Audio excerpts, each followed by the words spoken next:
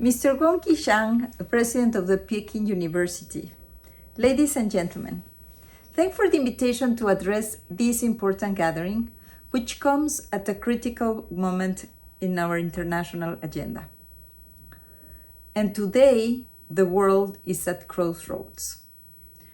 The global challenges we are facing demand cooperative solutions, but many of us are struggling to find common ground as our communities grow increasingly divided.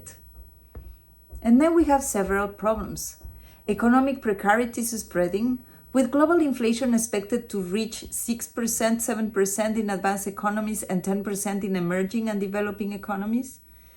And for people in countries where dialogue between those with differences is stalling, the situation is worst. New UNESCO data shows that 30% of people in these countries live in absolute poverty, compared to less than 1% in countries where dialogue is thriving.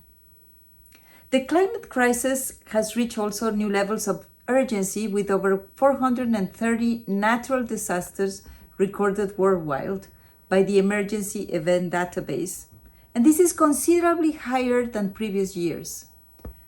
COVID-19 has taken over 6 million lives, and we continue to feel the impact of this loss, as well as all these years of instability, lockdowns, closed borders, school closures, and this has also led to more discrimination, racism, xenophobia that are really spreading. And roughly 1 in 5 people have experienced discrimination, at least on the grounds that are really prohibited by international human rights law. And what about gender? Gender discrimination remains a barrier, and one that is even greater in those countries where dialogue is failing, as they score 70% lower in terms of gender equality, according to UNESCO new data.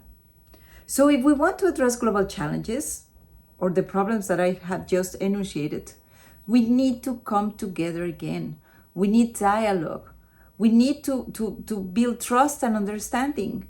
We need to prove that diversity is an opportunity and not a threat.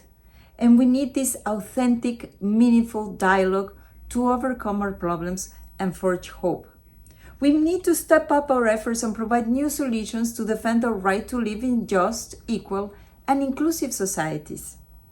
And in this spirit, UNESCO has reinforced its effort to promote global cooperation towards intercultural dialogue and a culture of peace. And this is all the more important when we have all these wars really being fought everywhere.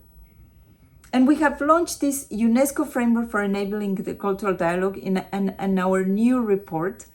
It's as simple as we need to talk. And we have provided first of its kind data on intercultural dialogue. And the report is really confirming what I have just said. 89% of current conflicts are occurring in countries with low capacities for intercultural dialogue. It is also demonstrated that 91% of refugees in 2020 were living in countries with low capacities for intercultural dialogue, and this pushed them out, with 89% of deaths from terrorism occurred also in countries with low intercultural data. So through data and knowledge provided in the new framework, we can leverage the power of intercultural dialogue as a tool for conflict prevention and sustainable peace. And this is why we are mobilizing the transformative power of the arts to promote dialogue and advance human rights. Entrusted by the UN Secretary General, we are launching the preparation of the UN Plan Arts for Dignity, Justice and Peace to mainstream arts and culture across UN programs. And it is why we are implementing initiatives to address gender stereotypes and prejudice, eliminate harmful norms of masculinities, and bolster men's engagement to address the root causes of violence against women. And in this way, we help transform mentalities and promote gender equality. And this is also why we are working to remove institutional, legal, and informal barriers to inclusion through our roadmap against racism and discrimination. And at the end of this month, UNESCO Annual Global Forum Against Racism and Discrimination will take place in Mexico to address the adverse impact of racism and discrimination in our economies, in our societies, in our vulnerable populations. And we are also promoting the knowledge of shared histories in the Silk Road, an important path of dialogue and exchange among civilizations through our programs. And then we cannot ignore technologies should bring us together, not apart. And that's why 193 countries of UNESCO member states adopted the recommendation on the ethics of artificial intelligence to control the downsides of these technologies, such as algorithmic biases and discrimination, and to promote human rights and the rule of law in the digital world, and we are now implementing it. Excellencies, ladies and gentlemen, building and maintaining peace requires constant action. We must unite our forces to implement and identify the best solutions to promote dialogue and cooperation. At the end of the International Decade for the Rapprochement of Cultures, we have an important opportunity to renew our shared commitment to action on these important topics and renew the focus on them within UNESCO agenda and that of the United Nations system. Let me leave you with a quote that our dear champion of anti-racism, Martin Luther King Jr., remind us in trying to find this common ground at all levels and forge a common future for us.